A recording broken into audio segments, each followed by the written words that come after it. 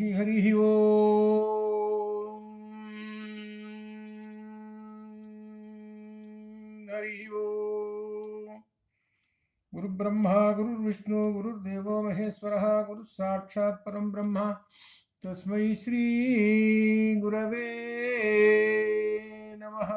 ज्ञानानन्दमयं देवं निर्मलस्फटिकाकृतिम् आधारं सर्वविद्यानां हयग्रीवमुपास्महे हयग्रीवमुपास्महे।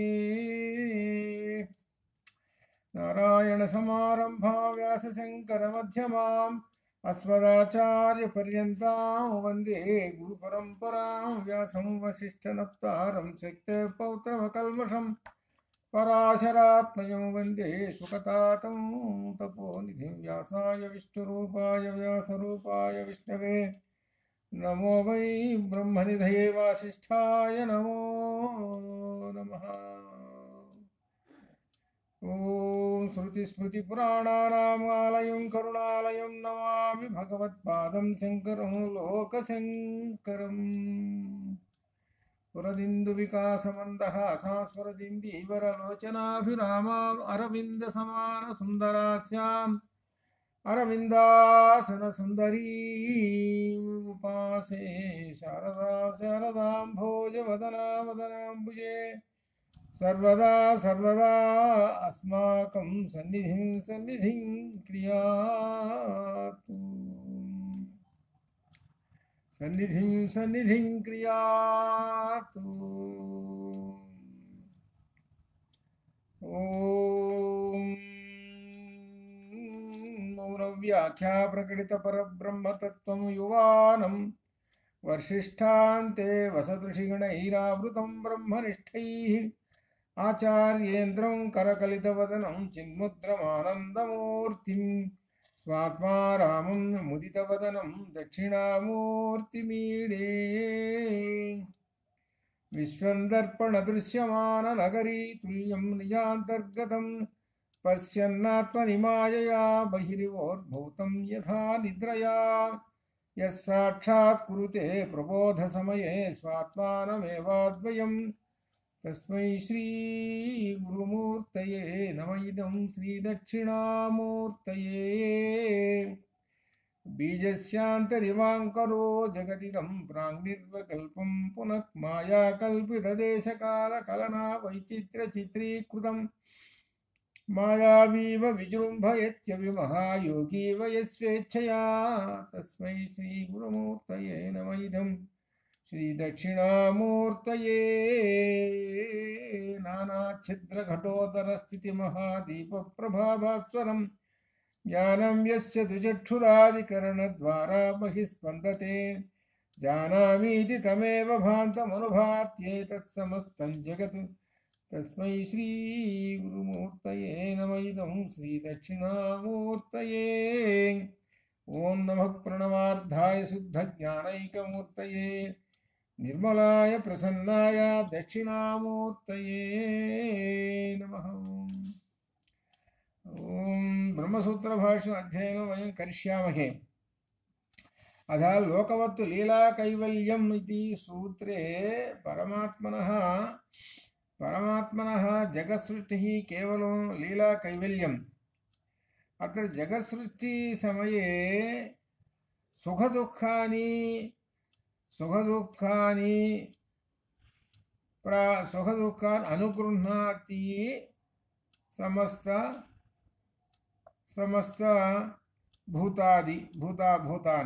समस्तभूतानाम्।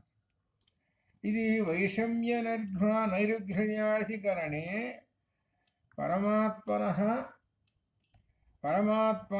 पक्षपातदृष्टिः अत्र वर्तते इति केचित् वदन्ति, किन्तु परमात्मनः पक्षपातदृष्टिः न अत्र दृश्यते इति प्रधानम्। पापकर्माणि पुण्यकर्माणि यः अनुभवति स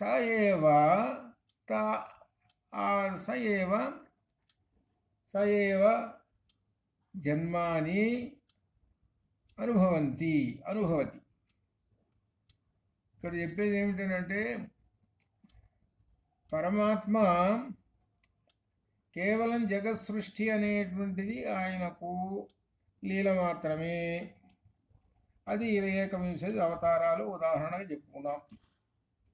ఇది ఎందుకు చేస్తున్నాడు అని అంటే ధర్మ సంస్థాపనార్థాయ సంభవామి యుగే అందుకు చేస్తున్నాడు అని చెప్పిన తర్వాత ఇంకొక అధికరణానికి వెళ్ళాం. వైషమ్య అధికరణానికి వెళ్ళినప్పుడు వైషమ్యము అంటే వ్యతిరేకం, అనగా ఈ జీవుల మీద ఆయనకు ఒకళ్ళ మీద ఇష్టం, ఇంకొకళ్ళ మీద ఇష్టం లేకపోవటం, ఇష్టం ఉన్నవాడికేమో సుఖాలు ఇవ్వటం, ఇష్టం లేని వాడికేమో దుఃఖాలు ఇవ్వటం, అలా చేస్తున్నాడండి అని కొందరు కేచిత్ వదంతి అలా అంటుంటే దానికి తు అనే అక్షరంతో కూడా కొట్టివారేశాడు. అలా లేదయ్యా, పరమాత్మకు ఎటువంటి వైషమ్య నిర్ఘృణ్యే నా సాపేక్ష, ఎవరి మీద ఆయనకు వైషమ్యము లేదు, ఏ జీవుని మీద వైషమ్యము లేదు అని చెబుతున్నాడు.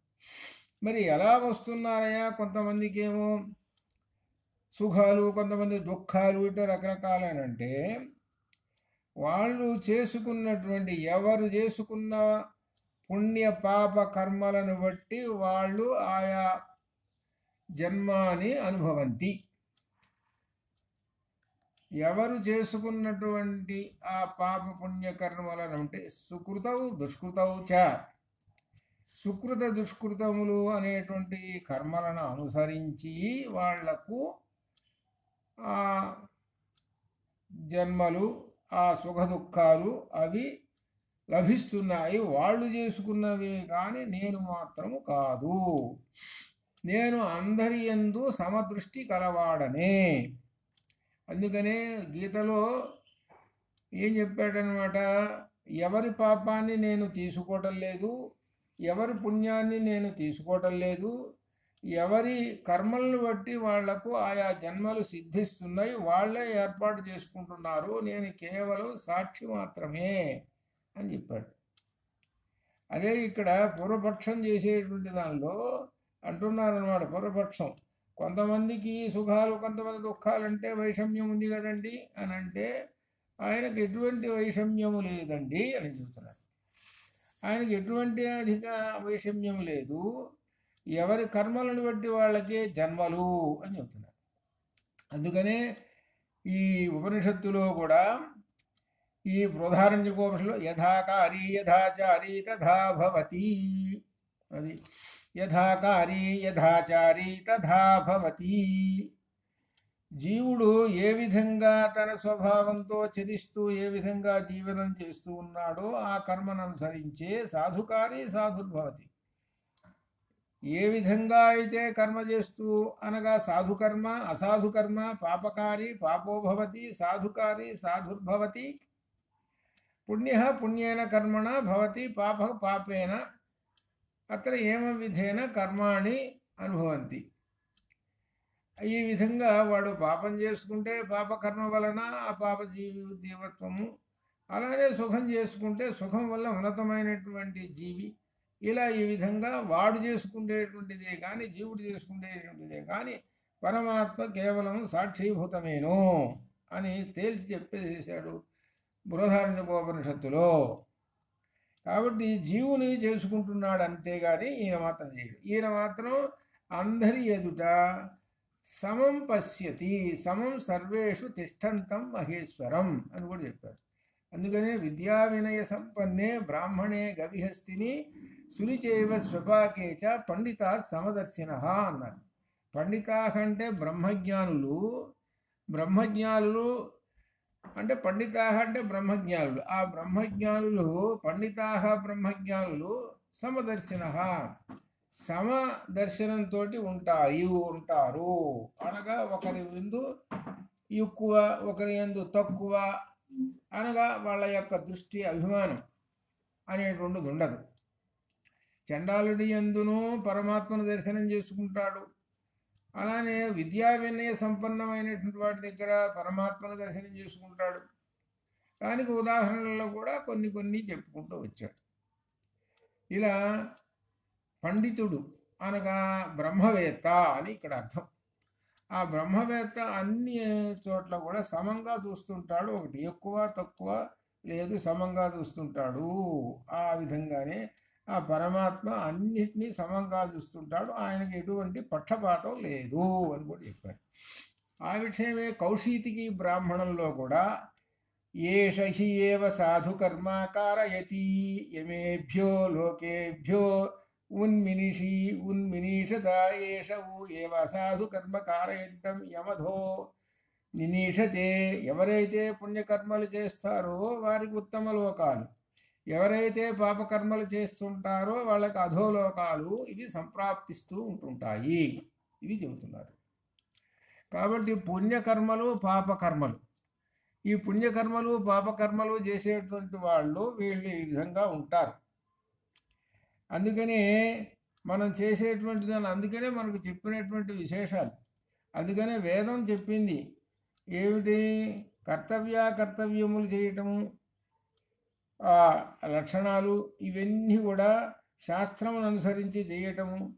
అలానే మార్గము, ఆ మార్గాలు 2 మార్గాలు చెప్పారు. శ్రేయో మార్గము ప్రేయో మార్గము 2 మార్గాలు చెప్పారు. వేదం చెప్పింది శ్రేయో మార్గంలో వెళుతుంటేనేమో నువ్వు మోక్ష మార్గము అని అర్థము, ప్రేయో మార్గంలో వేస్తే కర్మ మార్గములు అని. ఆ కర్మ మార్గముల్లో అన్ని పుణ్యకర్మాలు చేసుకుంటూ ఉంటావు. ఆ పుణ్యకర్మల వలన మరలా జీవితంలో మరలా జీవుడిగా ఉన్నతమైనటువంటి అనగా సుఖమైనటువంటి జీవితాన్ని పొందుతాం. ప్రేయో మార్గంలో చేసుకునే పుణ్యకర్మల వలన మరలా జన్మ తీసుకుంటావు. ఆ జన్మ ఏమిటువంటి జన్మ అయ్యానంటే సుఖమైనటువంటి జన్మ. అవి ఆ కర్మలు ఎట్లా ఉంటాయి అంటే త్రిగుణములను అనుసరించి అని అర్థం. త్రిగుణములే సత్వ రజస్తమో గుణాలు. దీనిలో సత్వ రజస్తమో గుణాలకు సంబంధించి మనకు పురాణాలు చెప్పారు. పురాణాలు 3 విధాలుగా ఉంటాయి. 3 విధాలుగా అంటే సత్వగుణాన్ని చెప్పేవి, రజోగుణాన్ని చెప్పేవి, తమో గుణాన్ని చెప్పేవి 3 రకములుగా ఉన్నాయి పురాణాలు. దీనిలో తమో గుణాలు చెప్పేటువంటి వాటిల్లో ఒక ఉదాహరణలు కూడా వచ్చినాయి. ఉదాహరణకి తమో గుణము కలిగినటువంటి వాడు ఒక రాక్షసుడు ఉన్నాడు, భండాసురుడు అనే రాక్షసుడు ఉన్నాడు. వాడు తపస్సు చేశాడు. శివుడు వచ్చాడు. శివుడు ఏమని కోరుకున్నాడు, ఏం చెప్పాడా, కోరుకోరా అన్నాడు. నేను ఎవడి నెత్తి మీద చెయ్యి పెడితే వాడు భస్మం కావాలి అని కోరుకున్నాడు. సరే ఇచ్చాను పో అన్నాడు. ఇక్కడ 2 దోషాలు ఉన్నాయి. ఏమిటంటే 2 దోషాలు, వీడు తపస్సు చేసి ఏ కోరుకోవాలి అని అంటే మంచి కోరుకోవాలి, మంచి వరం. అంటే లోకానికి హితం కోరేటువంటిది, తనకు హితం కోరుకునేటువంటి వరాన్ని కోరుకోవాలి. అటువంటిది వీడు తమో గుణం కనుక వీడి ఉద్దేశం ఏంటి, దేశాన్ని అంతటినీ బూడిద చేసేసి తానే వశం చేసుకోవాలనేటువంటి దుర్మార్గమైనటువంటి అధర్మమైనటువంటి బుద్ధి ఉంది వీడికి. ఇది తమోగుణం లక్షణం. దాని తగ్గట్టుగా శివుడు ఆయన తమోగుణుడు. తమోగుణం అన్నటువంటి వాడు ఏం చేస్తుంటాడు అని అంటే ముందు వెనుకలు ఆలోచించాడు.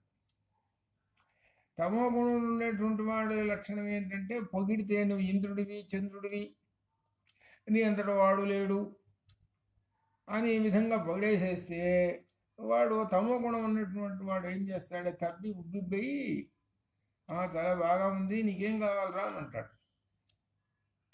వీడు మనసులో ఏం పెట్టుకుంటాడు, పొగట్టం. అంటే భండాసురుడు తపస్సు చేశాడు అది అర్థం. ఈ తమోగుణుడైనటువంటి వాడు శివుడు ఏం చేశాడు, సరే నీకు ఇచ్చాను పోరా అన్నాడు. నీకు ఇచ్చాను పోరా అని అనేటప్పుడు తీసుకున్నాడు. సరే తీసుకునేటువంటి వాడు ఏం చేశాడు, శివుణ్ణి కూడా లేకుండా చేయాలి అని అనుకున్నాడు. వాడు అనగా పరమాత్మనే లేకుండా చేసి నేనే ఉండాలి అని వాడికి చూసుకుని ఎంత దుర్మార్గమైన ఆలోచన ఈ తమోగుణం. అటువంటి ఆలోచన ఉన్నటువంటి వాడు ఏం చేశాడు, ఆ శివుడు వెంట పడ్డాడు. సరే విష్ణుమూర్తి వచ్చాడు, రక్షించాడు. సరే కథ అంతా బాగానే ఉంది. సరే ఇక్కడ లోకంలో చెప్పేది ఏమిటయ్యానంటే తమోగుణ ప్రధానమైనటువంటి వాళ్ళు ఈ విధంగా నడుస్తుంటారు. ఈ విధంగా నడవటం వలన అధర్మ మార్గంలో నడుస్తుంటారు. అనగా చెడు అనగా సమాజానికి చెడు చేసేటువంటి వాళ్ళు వీళ్ళందరూ రాక్షసులు అన్నారు చివరికి. ఇట్లా ఈ విధంగా ఉండేటువంటి వాళ్ళందరినీ రాక్షసులు, తమోగుణం ప్రధానమైనటువంటి వాళ్ళందరినీ రాక్షసులు అన్నారు. అలా వర్తించవాకు భస్మాసురుడి మాదిరిగా అని చెబుతున్నారు. అట్లా ఆ విధంగా మనం వరుసగా పురాణాలు అన్నింటినీ చూస్తుంటుంటే చాలా విశేషాల్లో మనం ఎలా నడుచుకోవాలి, పురాణాలు ఏం చెబుతున్నాయి అని అంటే 2 మార్గాలు చెబుతున్నాయి. ధర్మ మార్గము, అధర్మ మార్గము 2 చూపిస్తున్నాయి. అధర్మ మార్గంలో వెళితే నీవు ఇలా అనుభవిస్తావురా, నువ్వు చివరికి సంహరింపబడతావు. అధర్మ మార్గంలో పోతే, ధర్మ మార్గంలో పోతే చివరికి పరమాత్మ దర్శనం అవుతుంది అని మనకు చెప్పేది ఏది? పురాణాలు చెప్పేది అది. కాబట్టి ధర్మ మార్గంలో నడిచేటువంటి వాడు అనగా అర్థం ఏమిటి? అటువంటి వాడు ఉత్తమ కర్మ చేస్తున్నాడు కాబట్టి ఉత్తమ జన్మ అనుభవిస్తాడు వాడు అని అర్థం.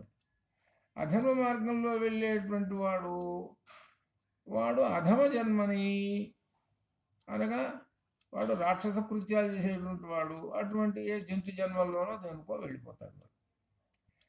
అందుకని మనకేం చెప్పారంటే సర్వభూతేషు తిష్టంతం పరమేశ్వరం. ఆ దుర్మార్గమైనటువంటి ఆ చెడు అయినటువంటి జంతువుల్లోనూ వాటిల్లోనూ ఉన్నాడు ఆ పరమాత్మ. మంచి గోవు లాంటి సాధు జంతువుల్లోనూ పరమాత్మ ఉన్నాడు, క్రూర జంతువుల్లోనూ ఉన్నాడు. ఇక్కడ అదే చెబుతున్నాడు, నాకు ఎటువంటి పక్షపాతం లేదు. ఇవన్నీ వాళ్ళకి ఆ జన్మలు ఎక్కడి నుంచి వచ్చినాయి అయ్యా అంటే వాళ్ళు చేసుకున్న కర్మలను బట్టే వచ్చినవి అని చెబుతున్నాడు.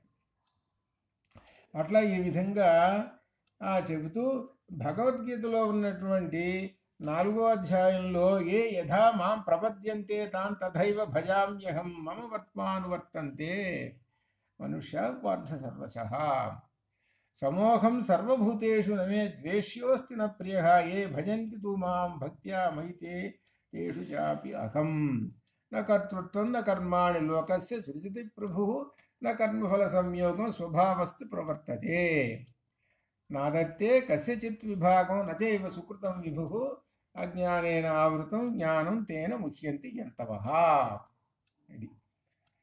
ఇదంతా అజ్ఞానం వలన వస్తున్నది అండి అని చెప్తున్నారు. ఎందుకంటే అజ్ఞానం అనేది పోవాలి. ఈ జీవుడు ఎప్పుడూ జన్మ తీసుకుంటూ ఉన్నాడు. అంటే జన్మ తీసుకుంటున్నాడు అని అంటే అజ్ఞానం అనేది వీడికి పోవటం లేదు. అజ్ఞానం అనేది కనుక పోతేనే కానీ జ్ఞానం కలిగితే కానీ వీడికి మోక్షం రాదు, పైగా ఉత్తమ జన్మ రాదు. అందుకనే పురాణాలు అవన్నీ కూడా మహర్షులు ఇచ్చి ఆ పురాణాలలో గొప్ప విశేషాలు పెట్టారు. ఏమిటి ఉదాహరణ అంటే కొన్నిటికి నవరాత్రులు పెట్టారు.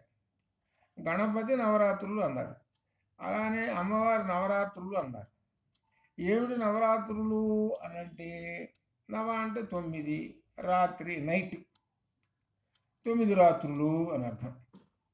9 రాత్రులు మీరు అర్థం చేసుకోండిరా, ఒక రాత్రి అన్నా అర్థం చేసుకోండిరా, కనీసం ఒక రాత్రి అన్నా అర్థం చేసుకోండి అనగా అర్థమైంది. 9 రాత్రులు అర్థం చేసుకుంటే అనగా 9 రోజులు అర్థం చేసుకుంటే నీకు కొంత జ్ఞానం వస్తుందిరా అని చెప్పాడు.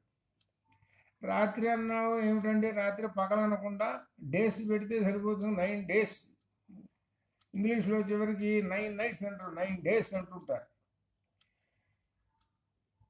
ఇక్కడ రాత్రి పెట్టాడు, పగలు పెట్టల. చాలామంది ఎవరు ఆలోచన చేయరు, ఏమిటి రాత్రి పెట్టాడు, రాత్రి పెట్టాడు ఏమిటబ్బా ఇది, మరి రాత్రి అన్నారు కదా, మరి రాత్రిపూట పూజ చేయాలి కదా, మరి పగటిపూట చేస్తున్నామేంటి, పగటిపూట చేస్తున్నామేంటి? ఎవరికన్నా తట్టిందా? వాడికి తట్టలేదు, చేసేవాడు వీడికి తట్టలేదు, ఎవడికి తట్టలేదు. అందరూ ఏమిటి వాడు చేస్తున్నాడు కాబట్టి నేను చేస్తున్నాను, ఇంత తప్పితే వాడి మీద వీడి మీద వాడు పెట్టుకుంటారు. రాత్రిపూట, రాత్రి అనే మాట శబ్దం వేశాడు. రాత్రి అనేటువంటి దేనికి సూచకము? చీకటికి సూచకం. అనగా ఒరే జీవుడా, నీవు చీకటిలో ఉన్నావు, చీకటిలో ఉన్నటువంటి వాడివి వెలుగులోకి రా, వెలుగులోకి రా. తమసోమ జ్యోతిర్గమయ, తమస్సు నుంచి జ్యోతిలోకి రా అని చెబుతున్నాడు. తమస్సులో నుంచి జ్యోతిలోకి రారా అంటే అర్థము అజ్ఞానం అనే చీకటిలో ఉన్నాడు, ఉన్నావు. జ్ఞానం అనే వెలుగులోకి బయటికి రారా. నీకు జ్ఞానం అనే వెలుగులోకి బయటికి వస్తే సర్వము సత్యం అంతా కనపడుతూ ఉంటుంది అని చెప్పారు. అసతోమా సద్గమయ, తమసోమా జ్యోతిర్గమయ, మృత్యోర్మా అమృతంగమయ అని చెప్పారు. అది అజ్ఞానతిమిరాంధస్య జ్ఞానాంజన శలాకయ చక్షురున్మీలితం యేన తస్మై శ్రీ గురుమూర్తయే తస్మై శ్రీ అని ఈ విధంగా సరే ఆయన అయితే ఈ విధంగా చెప్పారు.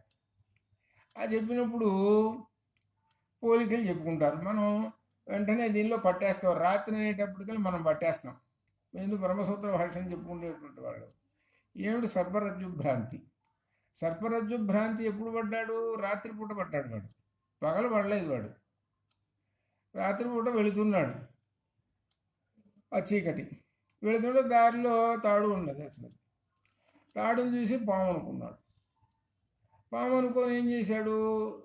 ఇక దీని దగ్గరికి పోయి దీన్ని దాటుతుంటే కాటేస్తుంది, ఎందుకు లేనిపోయిందేనని ఆ రాత్రి పూటనే అక్కడ దగ్గరలోనే ఒక బండ ఉంటే బండ మీద కూర్చున్నాడు. పొద్దున్నే తెల్లవారు పోవచ్చులే, మన దాన్ని మనం పోవచ్చులే అనుకుని కూర్చున్నాడు. తెల్లవారింది, 6 అయింది. సరే బయలుదేరదానిలో ఇక పాము పోయి ఉంటుంది అనుకుంటున్నాడు వాడు. దారిలో ఉన్న పాము కాస్త ఎటో పోయి ఉంటుంది, నేను శుభ్రంగా పోవచ్చు. సరే 4 అడుగులు ముందుకెళ్ళి చూస్తే సూర్యుడు వచ్చేసాడు కదా, వెలుగు. ఇప్పుడు చూస్తుంటే అక్కడ పాము కనపడటం లేదు, తాడు కనపడుతుంది.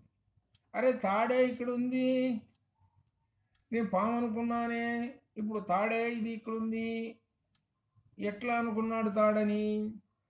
సూర్యుడు అనేటువంటి జ్ఞానపురుషుడు నీకు జ్ఞానాన్ని ఇచ్చాడు. అంటే వెలుగు వచ్చింది, ఆ వెలుగు దాని మీద పడ్డది.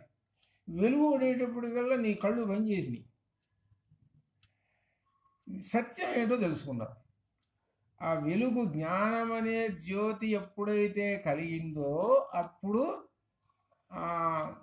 సూర్యుడే పరమాత్మ కదా, ఆయన సమస్తమైనటువంటి వాటన్నిటినీ ప్రకాశవంతం చేస్తుంటాడు కదా. ఎప్పుడైతే తెలిసిపోయిందో సత్యం బోధపడ్డది.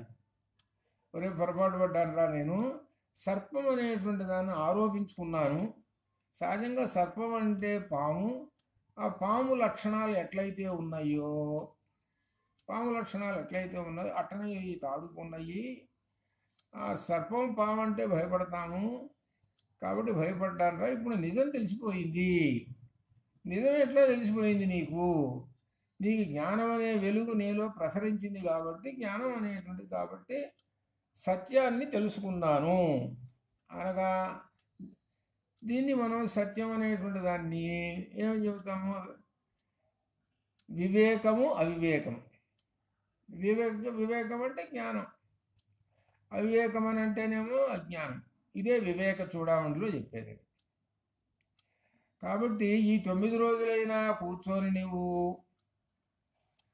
ఆ పరమాత్మని గురించి తెలుసుకోరా, అజ్ఞానం అనే చీకటిని పోగొట్టుకోరా.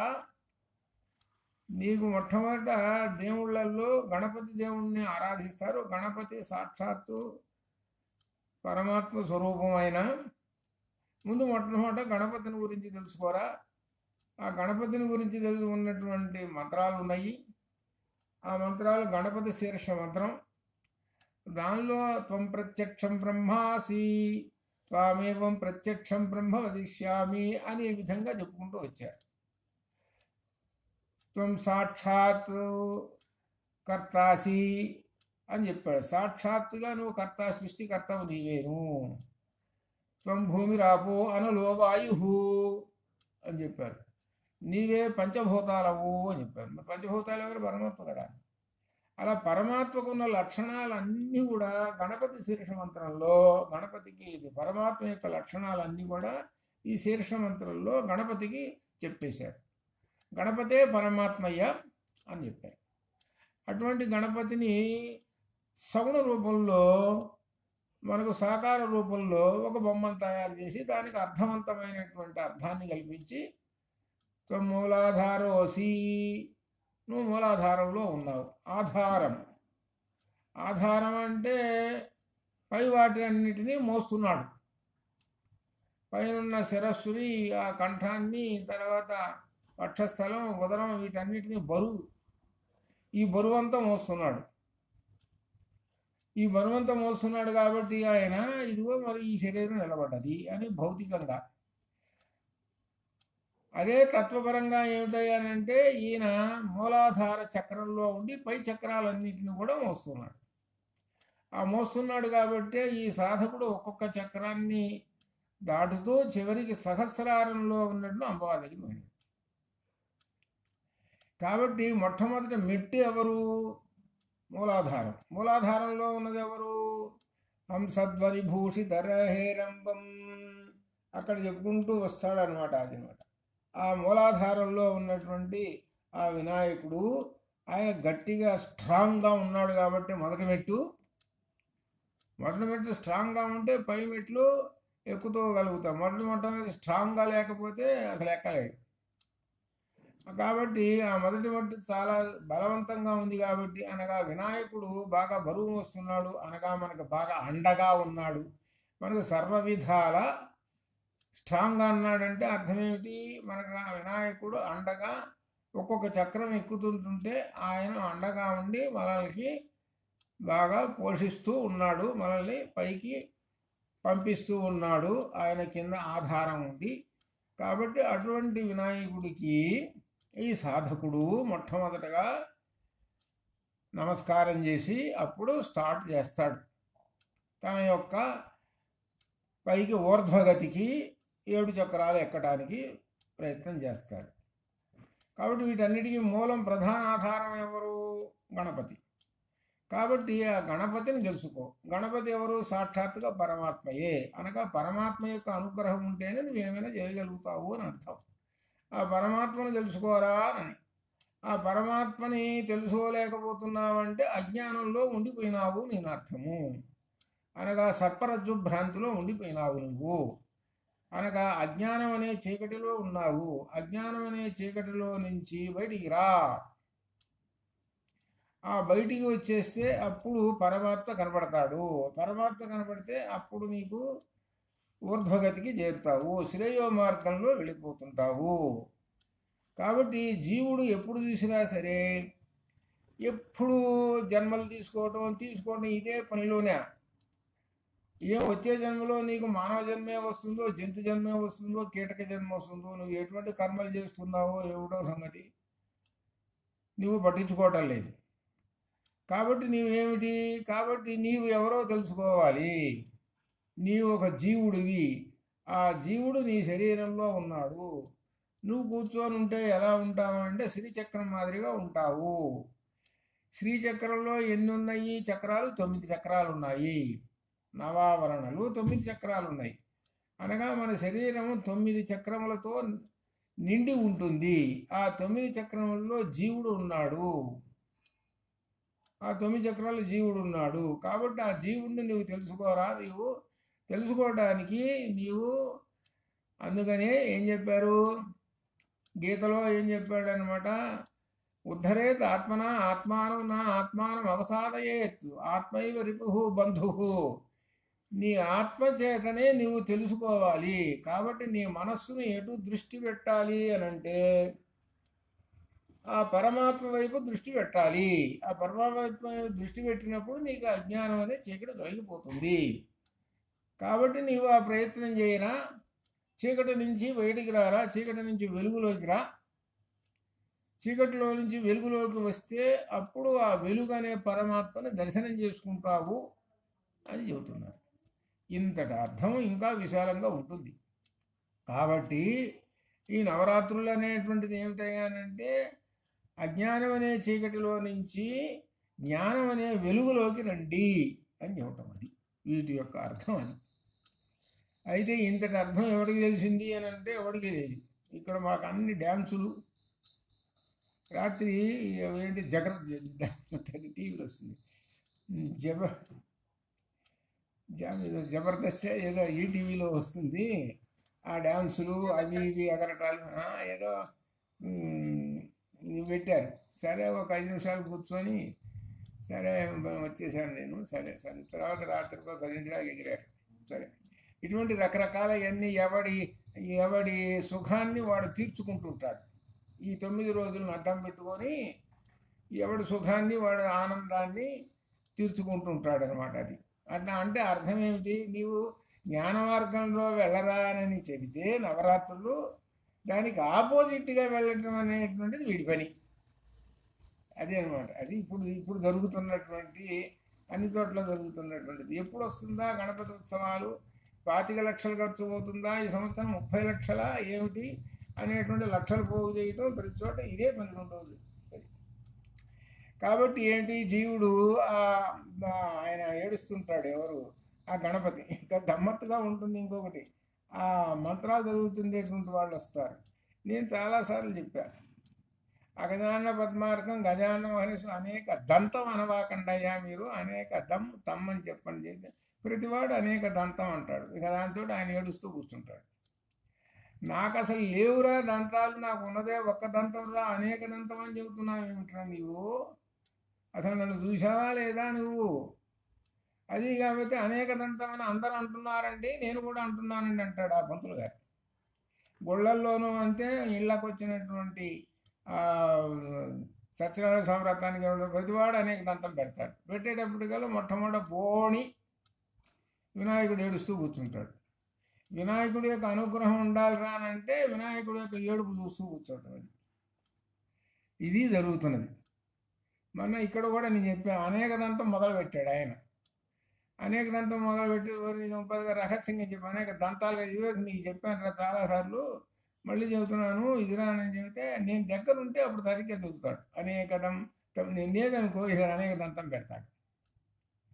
ఈ పిచ్చి జనం ఉన్నారుగా, ఈ పిచ్చి జనానికి ఏం కావాలి అని అంటే ప్రసాదాలు కావాలి, ప్రసాదాలు కావాలి, ఏదో క్రియలు చేయిస్తుంటారు. క్రియ అమ్మ బాగా ఉంది, బాగుంది, బాగా చేసి ఏంది అజ్ఞాన తిమిరాంధస్య అంటే ఎప్పుడు చూసినా అజ్ఞానం అనేది దానిలో ఉండటమే, అంతేగాని జ్ఞానం అనే వెలుగులోకి వద్దామనేది ఒక్కడికి ఉండదు. ప్రసాదాలు తయారైనయా, ప్రసాదాలు ఉప్పు సరిగా ఉందా, స్వీట్ సరిగా ఉందా లేదా, ఇది వీటి మీద ఉండేటువంటి దృష్టి, అనగా విషయ సుఖాల మీద ఇప్పుడు ప్రస్తుతం అన్ని చోట్ల ఉన్నటువంటి విషయం ఇది. అది అంతేగాని జ్ఞానం వైపు దృష్టి అనేటువంటిది అసలు లేదు. అది నేను చెప్పా, జ్ఞానం వైపు నేను చెప్పాను కాబట్టి ఒకరోజు ఉపన్యాసం చెప్పా, పాపం ఒక 20 మంది 30 మంది ఆడవాళ్ళు కూర్చొని చాలా సంతోషించి, ఏమంటే మాకు తెలియదు ఇంత బాగా చెప్పారు, ఇంత విశేషాలు అని చెప్తే వాళ్ళు సంతోషించారు. పాపం వాళ్ళు ఈ జబర్దస్త్ రాత్రి ఈ జబర్దస్తుకి అని రాలేదు. వాళ్ళు ఇంట్లో కూర్చున్నారు. అంటే కాస్త బ్రహ్మజ్ఞానం ఉన్నటువంటి వాళ్ళు వీటి మీద దృష్టి ఉండదు, అది పరమాత్మ వైపు దృష్టి. అది అట్లా అనమాట. అది సరే ఈ విధంగా అనమాట. సరే ఈ విధంగా మనకు ఆ పరమాత్మ వాళ్ళు చేసుకునేటువంటి కర్మల్ని బట్టే, జ్ఞాన కర్మలు ఉంటే జ్ఞానం మంచి ఉత్తమమైనటువంటి జన్మను పొందుతుంటారు. అలానే మరి వాడు చేసిన దుష్కృత కర్మ ఉంటే అలానే పొందుతుంటారయ్యా అని చెప్పుకుంటూ వచ్చారు. దీనిలో 169వ పేజీలో 169వ సూత్రంలో కర్మ విభాగాది చేత నానాదిత్వాత్ కర్మ లేదు అవిభాగాత్ అనగా సృష్టికి పూర్వ విభాగం లేదుగాన ఇది చేతనితో సరికాదు. ఇక్కడ ఒక 169వ సూత్రంలో ఒక విశేషం చెబుతున్నాడు. సృష్టికి పూర్వం విభాగం లేదు గనుక కర్మ అనేటువంటిది లేదు, సంసారం అనాది కాదు అని సూత్రార్థం. అంటే ఇక్కడ దీనిలో ఏం చెబుతున్నాడంటే, దీనిలో విశేషం జగత్ సృష్టికి పూర్వం పరమాత్మలో ఎటువంటి విభాగాలు లేవు, సృష్టి చేయలేదు. ఆ సృష్టి చేయకముందు పరమాత్మలో ఇది కర్మ విభాగము అని ఆయన దగ్గర ఒక డివైడ్ అనేటువంటిది, 2 భాగాలు అనేటువంటిది పరమాత్మలో లేదు అని చెప్తున్నాడు. పరమాత్మలో ఇది కర్మ విభాగము, మన లోక ఇదిగా ప్రపంచంలో కాబట్టి రకరకాల డివైడ్స్ చేసుకుంటాం, రకరకాల డివైడ్స్ ఎన్ని చేసుకుంటాం. ఇది పుణ్యకర్మ, ఇది పాపకర్మ, ఇది ఇట్లా చేయాలి అట్లా చేయాలి, ఇవన్నీ తెలిసి దాని ప్రకారంగా ఆ కర్మల్ని తెలుసుకుని దాని ప్రకారం నడుస్తుంటాం మనం. అదే విషయాన్ని ఈయన ఎట్లా చెబుతున్నాడు అనంటే,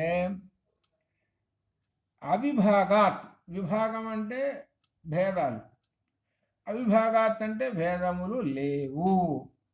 ఎప్పుడు సృష్టికి ముందు లేవు అంటే కర్మ లేదు, కర్మలు అనేటువంటిది లేదు. అతి చేతనినచో సరికాదు. అనాదిత్వాత్ సంసారము అనాది కదా అని సమానార్థం, సూత్రార్థం. అంటే ఈ సంసారం అనేటువంటిది సృష్టికి పూర్వమే ఉన్నది. సంసారం అంటే ఏమిటి అంటే జనన మరణ చక్రం. జీవులు జనన మరణ చక్రాన్ని పొందటం అనేటువంటి ఉన్నది ఆయన దగ్గర. ఆయన దగ్గర అనేకమైనటువంటి జీవులు ఉన్నారు పరమాత్మ దగ్గర. వాళ్ళందరూ వాళ్ళు చేసుకున్న ఆయా కర్మలను అనుసరించి ఆయా రూపములు పొందుతూ ఉంటుంటారు. అనగా అర్థం ఏమిటి? ఈ జీవులందరూ ఆయన దగ్గర కూర్చున్నారు. ఆ కూర్చొని వాళ్ళు చేసుకున్న దీని ప్రకారంగా సుకృత దుష్కృత దాని ప్రకారంగా జన్మలు తీసుకుంటుంటారు. ఆయన కేవలం సాక్షి మాత్రమే ఉంటాడు అని చెప్పటం అనమాట. అనగా సృష్టికి పూర్వమే సంసారం ఉన్నది అని చెబుతున్నారు. సంసారం అంటే జనన మరణ చక్రం. జనన మరణ చక్రం లేదనుకోండి అసలు, అప్పుడు ఏముంటుంది? సృష్టి ఉండదు. జనన మరణ చక్రం లేకపోతే సృష్టి ఉండదు అసలు. సృష్టి చేస్తున్నాడు అని అంటే జనన మరణ చక్రంలోకి అంటే అర్థం ఏంటి? జీవులు ఉన్నారు ఆయన దగ్గర, వాళ్ళు తెచ్చుకున్న కర్మఫలాలు ఉన్నాయి, అవి అనుభవించాలి కనుక సృష్టి చేస్తున్నాడు. అది అనమాట. వాళ్ళ దగ్గర ఉన్నటువంటి కర్మలు ఉన్నాయి, వాళ్ళు అనుభవించాలి వాళ్ళు ఆ జీవులు, కాబట్టి సృష్టి చేస్తున్నాడు. అది ఇక్కడ. అందుకనే సదేవ సౌమ్య ఇదమగ్ర ఆసీదేకమేవాద్వితీయం అని ఛాందోగ్యం. జగత్ సృష్టికి పూర్వం పరమాత్మలో ఎటువంటి భాగాలు లేవండి. సృష్టికి పూర్వం ఆయనలో ఏమి లేవు, కానీ ఈ జీవుల యొక్క కర్మఫలాలు ఉన్నాయి, వాళ్ళు అనుభవించడం కోసం సృష్టి చేస్తున్నాడు. అంతేగాని ఆయనకేం పక్షపాతాలు ఏం లేవండి. ఆ జీవుల యొక్క ఆ కర్మఫలాలు సృష్టి జరగంగానే వాళ్ళు జీవులు అనుభవిస్తుంటారు అని చెబుతున్నాడు. సృష్టి జరగంగానే వాళ్ళు అనుభవిస్తూ ఉంటుంటారు అని. చివరికి విత్తనం ముందా చెట్టు ముందా అనేటువంటి ఒక ప్రశ్న కూడా వస్తుంటుంది. అనగా సంసారం అనాది కనుక కర్మ ముందా జీవుడు ముందా అని ప్రశ్నలు వస్తాయి. చెట్టు ముందా విత్తనం ముందా ప్రశ్నలు వేసుకుంటూ పోతుంటే విత్తనం నుంచి చెట్టు కదా వచ్చేది, కాబట్టి విత్తనం ముందు అన్నాడు ఒకడు. అయినా విత్తనం ఎక్కడి నుంచి వచ్చిందిరా? చెట్టు నుంచి. మరి చెట్టు ముందు కదా. చెట్టు ఎక్కడి నుంచి వచ్చిందిరా? విత్తనం నుంచి. ఏది ముందు చెప్పు? ఏం లేదు. ఏది ముందో చెప్పు అని అన్నాడు. చివరికి బ్రహ్మవేత్త ఏం చెప్పాడన్నమాట, పరమాత్మ సృష్టిరా అది, పరమాత్మయే ముందు, పరమాత్మయే ముందు ఉంది, ఆ పరమాత్మ అన్నిటిలోనూ ఉన్నాను అని చెప్పాడు కదా ఆయన. దీనిలో ఉన్నాను దానిలో లేనని చెప్పలేదు కదా. ఒక విత్తనం ఉందనుకుందాం, ఆ విత్తనంలో ఉన్నాడు పరమాత్మ. ఒక వడ్ల గింజ ఉంది అనుకుందాం, ఆ వడ్ల గింజ వరి మొక్క అయింది, ఆ వరి మొక్క అయ్యి మళ్ళీ వచ్చేసింది. అంటే దానిలో పరమాత్మ ఉన్నాడు. ఆ వడ్ల గింజ ఎక్కడి నుంచి వచ్చిందయ్యా అని అంటే మొట్టమొదటి దీనిలో వచ్చింది. ఎక్కడి నుంచి? పంచభూతాలు. పంచభూతాల దగ్గరికి పో, ఆకాశం దాకా పోయినావు. ఆకాశం తర్వాత మళ్ళీ ఇంకెక్కడికి పో, ఇంకా పో పరమాత్మ. కాబట్టి పరమాత్మ అందరికన్నా ముందని తేల్చుకుంటాడు ఎవడు? బ్రహ్మవేత్త చెబుతాడు. అది నువ్వు విత్తనం ముందు చెట్టు ముందు అని కొట్టుకోవాకు, అంత పరమాత్మ ఏరా ముందు. అందుకనే దీనిలో చెప్పేది ఏంటంటే సదేవ అగ్రమాసీద్ అని ఈ విధంగా ఆమె చెబుతున్నాడు. సత్ అనేటువంటి ఆ పరమాత్మ మొట్టమొదట ఉన్నాడు, ఆయనే ఈ సృష్టికి మూలము అని చెబుతున్నాడు. అదనమాట. అట్లా ఈ విధంగా చెబుతూ దీనిలో ఈ సంసారం అనేటువంటిది అనాది, ఈ సంసారం అంటే జనన మరణాలు, ఇవి అనాది అయినటువంటివి అని కూడా చెప్పి, ఇక దాంతో ఈ పరమాత్మ యొక్క చేసే కర్మ విభాగాలు ఇవన్నింటిని కూడా పక్కన పెట్టేసేసి ఇంతటితోటి ఆ అధికరణాన్ని ముగించేసేసాడు. అనగా దీనిలో చెప్పేది ఏమిటనమాట, దీనిలో సంసారం అనాదిగా వస్తున్నది, కానీ సంసారం అనేది అని ఎలా చెప్పబడుతున్నది అంటే సందేహము తర్వాత సూత్రము. తర్వాత సూత్రంలో మరి ఎలా వస్తున్నది ఈ సంసారం అని అనేటువంటిది సందేహం వస్తుంది కాబట్టి 170వ సూత్రంలో చెబుతున్నాడు ఆ సమాధానం. ఉపపద్యతే, సంసారం యొక్క అనాదిత్వం సంభవం అవుతున్నది. ఉపలభ్యతే చ, ఎక్కడ కనబడుతున్నది అంటే శృతి స్మృతులలో ఆ సంసారాన్ని గురించి చెబుతున్నారు. సంసారం ఎప్పుడు మొదలైనదో, ఏ కారణముల చేత ఎట్లా చెప్పవలసినప్పుడు మోక్షం పొందిన వారు కూడా జన్మ తీసుకోవడం సంభవం కావాలి కదా. అనేక జీవులు ఉన్నారు కదా ఆ పరమాత్మలో. ఇక్కడ ఒక ప్రశ్న వస్తుంది, అనేక జీవులు ఉన్నారు, మోక్షం పొందినటువంటి వాడు ఐక్యం అయినప్పుడు వాడు జీవి కాడు. కైవల్యం పొందాడు వాడు, మోక్షంలో ఉండిపోయినాడు, మళ్ళీ వాడు పుట్టాడు. ఎవడు పుట్టేది అని అంటే మోక్షాన్ని పొందనటువంటి జీవి పుడుతుంటాడు. అది మోక్షాన్ని పొందనటువంటి జీవి పొందుతుంటాడు. అందరూ మోక్షంలోకి వెళ్ళిపోయినారనుకోండి, పరమాత్మ సృష్టి ఉండే అంతా పరమాత్మ అయిపోతాడు. అందరూ మోక్షంలో వెళ్ళిపోవాలి అని అంటే త్రిగుణములు అనేటువంటివి లేవు. ఆ త్రిగుణముల వల్లనే ఈ జీవుడు సంసారం దీనిలో వచ్చి పడుతున్నాడు. మరి త్రిగుణాలు లేకుండా ఎలా అంటే, త్రిగుణములు పరమాత్మ ఎట్లనో త్రిగుణాలు కూడా అంతే. పరమాత్మ కనపట్టలేదు, నిర్గుణుడు, సాకారం లేదు. త్రిగుణాలు కూడా అంతేనండి. కానీ త్రిగుణముల వలన ఆ పరమాత్మ త్రిగుణాలని ఆధారం చేసుకొని సృష్టి చేస్తున్నాడు. ఆ త్రిగుణములు వలననే ఈ జీవులు, ప్రాణులు అనేకమైన రూపాలు పొందుతూ ఉన్నాయి. ఇది పరమాత్మ ఉన్నంతకాలం త్రిగుణాలు ఉంటూనే ఉంటాయి. పరమాత్మ ఉన్నాడు, త్రిగుణాలు ఉంటాయి. ఆ త్రిగుణములు ఎక్కడ ఉన్నాయి అని అంటే పరమాత్మని ఆధారం చేసుకొని పరమాత్మ దగ్గరే కూర్చున్నాయి ఆ త్రిగుణాలు. ఆ పరమాత్మ ఎప్పుడైతే సృష్టి చేయాలనుకుంటాడో వెంటనే త్రిగుణములు ప్లస్ అవుతాయి, వాటికి శివశక్త్యాయుక్తం ప్లస్ అవుతాయి.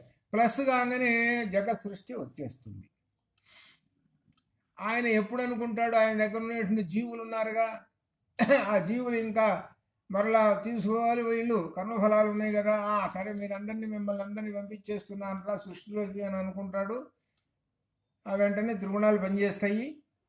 ఇంకా అందరూ ఈ లోకాలలో వచ్చి పడుతుంటారు. ఇది జరిగేటువంటిది. కాబట్టి అలా ఆ జీవులందరూ ఈ చక్రంలో వచ్చి పడుతున్నారు కాబట్టి సంసారము అన్నారు దాన్ని. అది అని చెబుతూ దీనిలో ఎవరి సుఖ దుఃఖాలకు, ఈర్ష్యాద్వేషాలకు పరమాత్మ కారణం కాదు. ఎవరి రాగద్వేషాలకు అనుగుణంగా వారు ఆయా జన్మలను తీసుకుంటుంటారు అని చెబుతున్నారు. ఇది కాబట్టి శరీరం లేకుండా కర్మ లేదు. ఇలా శరీరం, కర్మ అన్యోన్య ఆశ్రయములు. శరీరం తీసుకుంటున్నాడు ఉపాధి, తీసుకొని వాడు ఏం చేస్తున్నాడు, కర్మ చేస్తున్నాడు. ఈ రెండింటికి అన్యోన్య ఆశ్రమాలు ఉన్నాయి అని చెబుతూ చాందోగ్యంలో సంసారాన్ని గురించి అనేన జీవేన ఆత్మన అనుప్రవిశ్య నామరూపే వ్యాకరవాణి. ఆ పరమాత్మ ప్రాణాధారము చేయు జీవునిలో ప్రవేశించి నామరూపాలను సృష్టించాడు. వాచారంభణం అనేట్లు మనం తెలుసుకున్నాం కదా. అది కాబట్టి సూర్య చంద్రమసౌ ధాత యథాపూర్వం అకల్పయత్తు అని ఋగ్వేదం కూడా చెప్పిందనమాట. ఆ పరమాత్మ సూర్యచంద్రుల్ని అందరినీ సృష్టించాడు అని భగవద్గీత కూడా న రూపమస్యేహ తథోపలభ్యతే నాంతో నచాధి నచ సంప్రతిష్ఠ అశ్వత్థమేనం సువ్రీఢమూలం అసంగ శస్త్రేణ దృఢేన చిత్వా అని 15వ అధ్యాయంలో మొట్టమొదటిలోనే ఆ సంసారం అనేటువంటి వృక్షాన్ని గురించి చెప్పాడు. ఇంతటితోటి ఈ సంసార వృక్షముని చెప్పాడు. ఈ సంసార వృక్షం అనేటువంటి జనన మరణ చక్రం. ఇందులో జీవులు కర్మలు వాళ్ళు చేసుకున్న సుకృత దుష్కృత కర్మలను అనుసరించి ఆయా జన్మలు వస్తూ ఉంటుంటాయి. అంతేగాని ఆ పరమాత్మకి ఏమాత్రం పక్షపాతం లేదు అని చెప్పి తర్వాత సర్వధర్మోపపత్తి అధికరణం, ఈ అధికరణంలోకి వచ్చేసేసాడు. సర్వధర్మ ఉపపత్తేశ్చ అనేటువంటి ఈ అధికరణంలో ఏం చెప్తున్నాడనంటే, దీనిలో అనేక కారణములు, ఆ లక్షణాలు బ్రహ్మమునకు ఉన్నాయి. కనుక బ్రహ్మమే సమస్త జగత్తుకి అని ఈ విధంగా ఈ ప్రథమ పాదంలో చెప్పుకుంటూ వచ్చాడు. ఈ ప్రథమ పాదంలోనే ఇతర శాఖీయులు పరమాత్మ జగత్ కారణం కాదు, ఇతర శాఖీయులు అనే మాట వేశాడు. ఇక్కడ ఏమిటనంటే సాంఖ్యులు అని అర్థం. సాంఖ్యులు, యోగులు, నైయాయికులు వీళ్ళనమాట. వాళ్ళందరూ ఏమంటున్నారంటే పరమాత్మ జగత్ కారణం కాదయ్యా, మా అభిప్రాయం కారణంగా మాదే. సాంఖ్యులు అన్నారు మా ప్రధానమే, యోగాచార్యులు ఉన్నారు మా యోగం ఇది, ఇట్లా ఎవరిది వాళ్ళు ప్రధానం చెప్పుకుంటూ కూర్చున్నారు. వాళ్ళందరినీ కూడా త్రోసిపుచ్చేశారు వ్యాసుల వారు ఈ బ్రహ్మసూత్రంలో. బ్రహ్మమే జగత్ కారణమని తేల్చి చెప్పేసేసాడు అని. కాబట్టి ఇక్కడ నిర్గుణ బ్రహ్మమే జగత్ కారణమని సూత్రకారులు వ్యాఖ్యానించారు. బ్రహ్మంలో సర్వశక్తివంతం, సర్వజ్ఞత్వం అన్నీ ఉన్నాయి బ్రహ్మమునకు, కానీ మిగిలినటువంటి వాటికి లేవు. బ్రహ్మమే ఉపాదాన కారణము, సమస్త ధర్మములన్నీ ఉన్నాయి అని ఈ విషయాన్ని భాగవతంలో ఈ 3 శ్లోకాలలో ఆ పరమాత్మను గురించి వర్ణించాడు. భాగవతం అంతా నిండిపోయింది ఏమిటంటే పరమాత్మ తత్వంతో నిండిపోయి ఉంటుంది భాగవతం అంతా. సంస్కృత భాగవతం ఎక్కువ అయితే దీనిలో తెలుగు భాగవతంలో కొంచెం షార్ట్ చేశాడు ఆయన. ఈ సంస్కృత భాగవతంలో భాగవత పురాణంలో అంతా ఇచ్చేసేసాడు. దీనిలో ఆ పరమాత్మ యొక్క తత్వం అంతా చెప్పుకుంటూ త్వం నిత్యం నిత్యముక్త పరిశుద్ధ విభుద ఆత్మ, నిత్యముక్త నిత్యశుద్ధ నిత్యబుద్ధ నిర్వికార సమస్త జగత్ కారణ పూర్ణ షడ్గుణైశ్వర్య సంపన్న త్రిగుణాత్మక అని, ప్రకృతి అధిష్టానం అని, త్రిలోక ప్రభు అని, జీవుని వేరు వేరు అవస్థలు సాక్షిగా ఉన్నట్టు ఈ విధంగా చెప్పుకుంటూ ఆ బ్రహ్మమును గురించి ఈ 3 శ్లోకాల్లో చెప్పుకుంటూ వచ్చాడు. చెప్పుకుంటూ వచ్చి చివరిలో అంటాడు నా మాత నా పిత తస్య నా భార్య నా సుతాదయ. ఆ బ్రహ్మమునకు తల్లిదండ్రులు ఎవరూ లేరు, భార్య సంతాన ఆత్మీయులు ఎవరూ లేరయ్యా. ఆయనకి ఎవ్వరూ లేరు కాబట్టి పరాయివాడు కూడా లేదు, శరీరము జన్మము అనేవి లేనే లేవు. ఆయనకి శరీరము లేదు, జన్మ లేదు, తల్లి లేడు, తండ్రి లేదు, ఏమీ లేవు ఆయనకు ఈ లోకంలో మంచి అనేటువంటిదే లేదు. మంచి మూలము, మంచి చెడు అనేటువంటి మూలాలే లేవు. అంతా మిశ్రమంలోనే జన్మించవలసిన అవసరం అనేది ఏమీ లేదు అసలు ఆయనకి. దుష్టులు శిక్షించుట, శిష్టులు రక్షించుట ఆయనకు ఒక క్రీడ. ఈ విధంగా చెప్పుకుంటూ వచ్చేసారు. ఆయన గుండా చెప్పుకుంటూ వచ్చేసి చివరికి మనం ఏం తెలుసుకోవాలంటే బ్రహ్మము అన్నాడు కాబట్టి చివరికి మనకు బ్రహ్మము ఎవరు మనకు ప్రశ్న వస్తుంది. బ్రహ్మము ఎవరు అని అంటే అర్థం బ్రహ్మవాచకము అని అర్థం. బ్రహ్మవాచకం ఏమిటి అని అంటే ఓం. ఈ ఓం అనేది ఏమిటి? కేవలం సౌండ్, ధ్వని. మనం ఏం చెప్పాలంటే కొంతమంది ఏం చేస్తారు, ఓం అనే అక్షరం రాస్తారు. ఓం అనే అక్షరం రాస్తారు. ఆ రాసేది ఏంటి? ఒక సంకేతం గుర్తు కోసం ఒక్కొక్కళ్ళు ఒక్కొక్కటి రాస్తారు. ఇంగ్లీష్లో AUM అని ఒకటి రాస్తున్నారు, ఇంగ్లీష్ వాళ్ళు రాస్తారు. ఇంకొకళ్ళు ఇంకొక రకం. కానీ ధ్వని ఏంటి? అందరి నుంచి వచ్చేటువంటిది ఆ ధ్వని ఉన్నది చూశారు, సౌండ్. ఇంగ్లీష్లోనేమో ధ్వని సౌండ్ అన్నారు, మనకు ధ్వనికి ఇంకొక మాట ఏమిటి? శబ్దము అని అర్థం. శబ్దము = వేదము = పరమాత్మ, అది అర్థం. అనగా అర్థం ఏంటి? మొట్టమొదటి ఎవరున్నారండి అని అంటే ఒక సౌండ్ ఉంది. ఆ సౌండ్ మొత్తము అన్ని 14 లోకాలు వ్యాపించి ఉన్నది. ఈ సౌండ్, ఆ సౌండ్ వ్యాపించి ఉన్నది. అది ఏమిటయ్యా అనంటే ఓంకారం. ఆ ఓంకారంలో నుంచి అన్ని సమస్తమైన వాంగ్మయం అంతా పుట్టింది. అంటే ఓంకారం అనేటువంటి ఆ శబ్దంలో నుంచే సమస్త వేదాలన్నీ బయటకు వచ్చేసినాయి. అనంతావై వేదా అని. ఇప్పుడు మనకు లభిస్తున్నటువంటి వేదాలు, మా ఇంట్లో పుస్తకం ఉంది, 10 కిలోలు బరువు. అది ఏది? వేదం 10 కిలోలు బరువు. అది దానిలో ఋగ్వేదం, యజుర్వేదం మొత్తం 4 వేదాలు ఉన్నాయండి. అది ప్రింట్ చేశారు. అది శంకరదయాళ శర్మ రాష్ట్రపతిగా ఉన్నప్పుడు ప్రత్యేకంగా తీసుకొని ఆ యొక్క అన్ని ప్రక్షేప్తాలు అన్నీ తీసేసి ప్రింట్ చేశారు. అయినా బ్రహ్మవేత్తలు ఏం చెబుతారంటే మనకు లభించింది అంతవరకేనండి. అదేనా వాళ్ళు ఇంగ్లీష్ వాళ్ళు వచ్చి, బ్రిటిష్ వాళ్ళు మన దేశాన్ని పరిపాలించినప్పుడు ఈ పండితుల దగ్గర ఉన్నటువంటి ఆ ఋగ్వేదం యజుర్వేదం అవన్నీ గ్రంథస్థం చేసి అట్లా క్రమక్రమంగా చేశారు. వాళ్ళకి ఎంతవరకు అయితే గుర్తుందో అంతవరకే వచ్చింది. అందుకనే కానీ వాటితోటి పాటు ఒక మాట వచ్చింది, అనంతావై వేదాహ అని. వేదములు అనంతమైనటువంటివి, ఏవో మనకు లభించినవి కొన్ని. ప్రస్తుతం 10 కిలోలు ఉంది. అది ఎంత టన్ను ఉన్నాయో 2 టన్నులు ఉన్నాయో ఆ వేదాలు, ఆ శబ్దాలు చూస్తే. అది శబ్దం కదా, శబ్దాన్ని నువ్వు తూకం దుయ్యలేవు కదా శబ్దాన్ని. ఆ శబ్దం ఎక్కడ ఉంటుంది అని అంటే ఆ పూర్వకాలం ఋషుల యొక్క ఆ మైండ్ బుర్రలలో ఉండిపోయింది, బుద్ధి గుహలలో ఉండిపోయింది. క్రమక్రమంగా అది వస్తూ వస్తూ వస్తూ మానవుడి యొక్క ఆ జ్ఞాపక శక్తిని అనుసరించి కొన్ని పోయినాయి, ఉన్నంతవరకు బయటపడ్డాయి. కాబట్టి బ్రహ్మము అనేటువంటిది ఏమిటంటే బ్రహ్మవాచకం. ఆ బ్రహ్మవాచకమే వేదములు. ఆ వేదం ఏం చెప్పిందో అది, వేదం ఏది చెప్పిందో దాని ప్రకారంగానే నడుచుకోండి. వేదం చెప్పినట్టు నడుచుకున్నటువంటి వాళ్ళు ఎవరైతే ఉన్నారో వాళ్ళు ధర్మ మార్గాన్ని వెళుతున్నారు అని అర్థం. వేదమునకు వేద విరుద్ధమైనటువంటి వాటిని నడుస్తూ ఉంటుంటే అధర్మ మార్గంలో వెళుతున్నారు అని అర్థం. వేదం ఎప్పుడూ జీవుడికి ఇచ్చినటువంటి ఒక అమృత భాండం లాంటిది. జీవుడికి ఆ జీవుడు పుట్టాడు, కర్మవశాత్తు పుట్టాడు. వాడు పుట్టినటువంటి వాడు ఏంటి, నేను ఉన్నత స్థానానికి వెళ్ళాలి, శ్రేయో మార్గానికి వెళ్ళాలి, కాబట్టి నాకు ఆధారం తెలుసుకోదగినటువంటి ఏదైనా ఉన్నదా అని అంటే వేదం ఉన్నది, వేదాన్ని పట్టుకో అని చెప్పారు. ఆ వేదంలో ఏం చెప్పారయ్యానంటే, ఉదాహరణకి గణపతి ఉన్నాడండి, గణపతి పేరు అప్పుడు బ్రహ్మణస్పతి.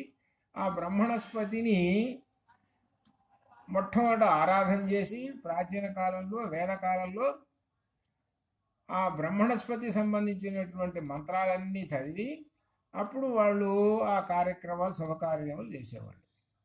అదే క్రమక్రమంగా వచ్చి పురాణ యుగం వచ్చేసి పురాణాలు వచ్చేసిన తర్వాత ఆ బ్రహ్మణస్పతిని వినాయకుడు అన్నారు. ఆ వినాయకుడు అని చెప్పి అందులో ఉన్నటువంటి 1-2 మంత్రాలు తీసుకున్నారు. చివరికి ఆ ఋగ్వేదంలో ఉన్న మంత్రం ఉన్నది, ప్రధానమైన మంత్రాన్ని అది పక్కన పెట్టేశారు. ఎందుకంటే అది ఎటు కూడా మీరు చదవలేరురా మీరు అని చెప్పి ఉపనిషత్తులో ఉన్న తేలికైనటువంటి మంత్రాన్ని, గణపతి శీర్ష మంత్రాన్ని అన్ని బయట పెట్టారు. ఆ మంత్రంలో ఏముంది అనంటే సాక్షాత్తు పరమాత్మ అని చెప్పాడు. త్వం చత్వారి వాక్పదాని, త్వం చత్వారి వాక్పదాని, త్వం సచ్చిదానంద రూపిణి. అన్నీ అమ్మవారికి ఉన్నటువంటి నామములు ఏవైతే ఉన్నాయో అవన్నీ అవి గణపతికి ఉన్నాయి. ఒక 20 నామాల దాకా మొన్న చెప్పాను అనమాట. ఇవాళ మనకి ఇక్కడ మన రవిశంకర్ వాళ్ళ దగ్గర ఉపన్యాసం దానిలో చెప్తా, ఇవాళ బహుశా రికార్డు అవుతాయి. ఆ గణపతి శీర్ష మంత్రంలో ఏ మంత్రానికి ఏ నామము, లలితానామము కరెక్ట్గా అదే ఏం లేదు. త్వం చత్వారి వాక్పదాని అన్నాడు. త్వం చత్వారి వాక్పదాని గణపతి. అమ్మవారేమో పరాపశ్యంతి మధ్యమ వైఖరి అది. అలానే కొన్ని చోట్ల డైరెక్ట్గా వచ్చేసింది. త్వం సచ్చిదానంద రూపిణి అని దీనిలో అన్నాడు గణపతిలో. దానిలోనేమో అమ్మవారిగా సచ్చిదానంద రూపంలో మనకున్నట్లే అంతే. త్వం నిర్గుణ నిర్గుణ, త్వం అద్వైత అద్వైత రాదు, ఉన్నవి ఉన్నట్టుగా డెరైవేటివ్ అర్థమే వచ్చేసింది. కాబట్టి మొట్టమొదట గణపతిని ఆరాధించుతున్నావు అని అంటే పరోక్షంగా మొట్టమొదట దక్షిణాయనంలో అమ్మవారిని ఆరాధిస్తున్నావు అని అర్థం. ఇందులో ఒక రహస్యం ఏంటంటే అమ్మవారి పెద్ద కుమారుడు ఎవరంటే గణపతి, చిన్న కుమారుడు ఎవరంటే కుమారస్వామి. అమ్మవారి లక్షణాలన్నీ, అమ్మవారికి ఏమున్నాయి, త్రిగుణాలు అన్నీ ఉన్నాయి. ఆ త్రిగుణాల లక్షణాలన్నీ కూడా పెద్ద కొడుకు ఇచ్చేసింది. అందుకని గణపతికి ఏమి ఇష్టం అంటే ఎర్రని వస్త్రం, ఎర్రని పూలు అంటే ఇష్టం. అమ్మవారు ఎర్రంగా ఉంటుంది కదా. ఇంకొక లక్షణం ఉంది, రహస్యం. అమ్మవారి యొక్క లక్షణాలన్నీ పెద్ద కొడుకు వచ్చేసినాయి. అంటే అర్థం ఏమిటి, తల్లి లక్షణాలు కొడుకు రావటం అనేటువంటి సాముద్రిక శాస్త్రం ప్రకారంగా శుభకరం. అట్లానే తండ్రి లక్షణాలు కూడా రావటం. తండ్రి లక్షణాలు ఏమో కుమారస్వామికి వచ్చింది. అంటే అర్థం ఏంటిదంటే తెలిసిన, తండ్రి ఏమిటి? కేవలం జ్ఞానస్వరూపుడు శివుడు. కుమారస్వామి కేవలం జ్ఞానస్వరూపుడు. ఇది అదే కుమార గణనాథాంబ. అంబ పైన కూర్చున్నది, కింద కుమార చిన్న కొడుకు, లాస్ట్లో పెద్ద కొడుకున్నాడు. అట్లా అనమాట. అట్లా ఈ విధంగా అనమాట. అట్లా లలితలో కూడా చెప్పుకుంటూ పోతే పురాణ భక్తిలో చాలా విశేషమైన భండాసుర వధులు నిన్న మీకే చెప్పాను, లేదా చెప్పాను. ఆ భండాసుర వధలో అంతా ఏమిటంటే కుటుంబ వ్యవస్థ ఉంటుంది. కుటుంబ వ్యవస్థ అది. అమ్మవారు అనగా తల్లి ఒక పెద్ద ఘనకార్యం చేయడానికి పోతున్నది. ఆ పోతుంటే సహాయం చేయడానికి పెద్ద కొడుకు వెంటబడ్డాడు. ఆ పెద్ద కొడుకు పోతుంటే కూతురు ఉన్నది ఇంట్లో, కూతురు వచ్చేసింది. వీళ్ళు ముగ్గురు వస్తుంటుంటే భర్త అయినటువంటి శివుడు ఏం చేస్తాడంటే, నువ్వు పెద్ద ఘనకార్యం కోసం పోతున్నావు కనుక ఏ సందర్భం ఎట్లా ఉంటుంది దాంట్లో, యుద్ధానికి పోతున్నావు అందుట్లో, ఇదిగో నా దగ్గర పాశుపతాస్త్రం ఉంది, అది ఇస్తున్నాను తీసుకో.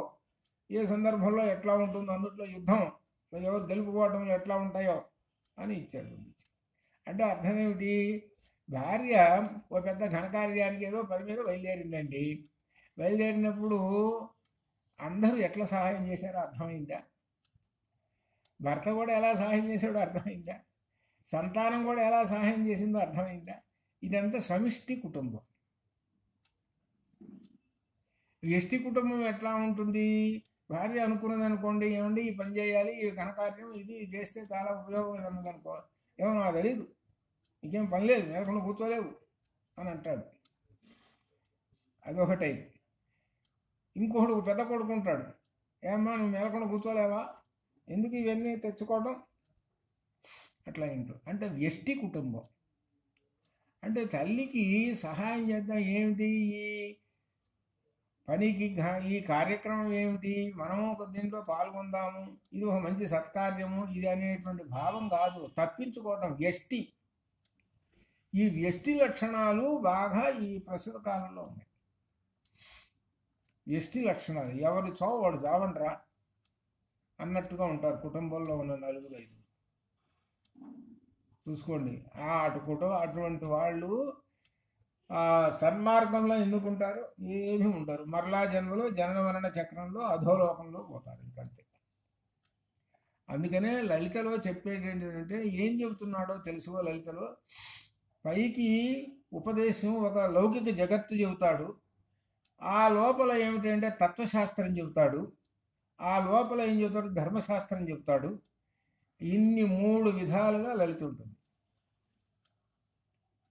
అది అట్లా అర్థం చేసుకొని చదువుతున్నటువంటి వాళ్ళకి ఆ అమ్మవారి యొక్క అనుగ్రహం ఉంటుంది. అమ్మవారి అనుగ్రహము, అయ్యవారి అనుగ్రహం ఇద్దరు ఈక్వలే. అందుకని మొట్టమొదటి గణపతి అనే పేరుతో పెట్టి ఈ 9 రాత్రులు ఆ గణపతి శీర్ష మంత్రంలో ఏం చెప్పాడు? ఆయన పరమాత్మ అని చెప్పాడు, ఆయన పంచభూతాలు అని చెప్పాడు, ఆయనే చత్వారి వాక్పదాని అని చెప్పాడు.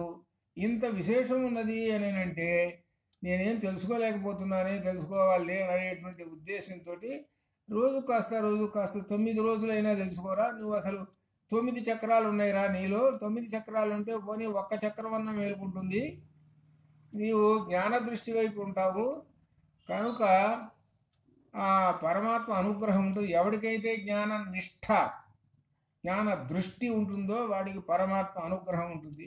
ఎవరికైతే ఉండదో వాడికి పరమాత్మ అనుగ్రహం ఉండదు. 9 రాత్రులు కాదు ఏం లేదు, శుభ్రంగా తినేటువంటి వాళ్ళు ఉంటుంటారు. సో జీవితాన్ని జబర్దస్తులు చేసుకుంటూ కూర్చుంటారు. అనగా ఈ సినిమాలు అవి ఇవి మాట్లాడుకుంటూ ఇదేంటి అంటే అసలు కాస్త పోయింది ఈ అనుభవిస్తుకుంటూ కూర్చుంటారు. ఇట్లా ఉంటారనమాట. ఇది అదే అనమాట, ఇట్లా ఉంటుంది. కాబట్టి రేపు కొత్త అధికరణం వస్తుంది.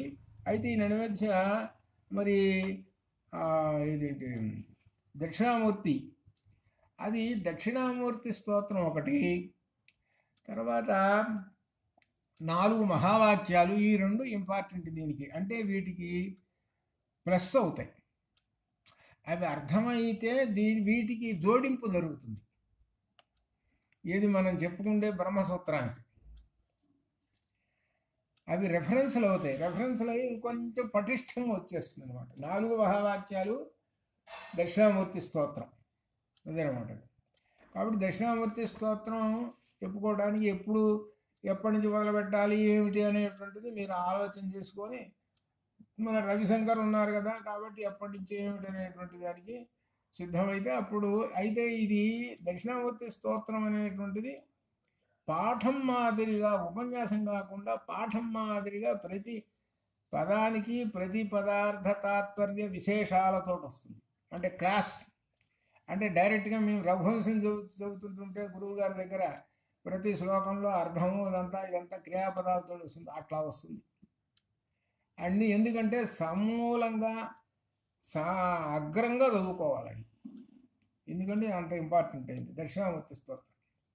కాబట్టి దాని ప్రకారంగా చదువుకోవాలి. కాబట్టి దానికి సిద్ధం కావాలి. దానికి టెక్స్ట్ బుక్ లాగా ఏదన్నా ముందు రోజుకి 2 శ్లోకాలు ఏవో రాసుకొని రెడీగా పెట్టుకొని ఉంటే, మనం ఆ కాగితం మీద రాసి పెట్టుకుంటే మనం అలా చెప్పుకోవచ్చు. అది అట్లా చూడండి. అంతవరకు శుభం భవతు. కాబట్టి రేపు మరలా సోమవారం నాడు అట్లా అనమాట. అంతే కదా, ఇప్పుడు శుక్రవారం కదా, శని ఆదివారాలు వెళ్ళలేదు, మళ్ళీ సోమవారం నాడు అలానే మనం చేద్దాం. అంతవరకు శుభం భవతు.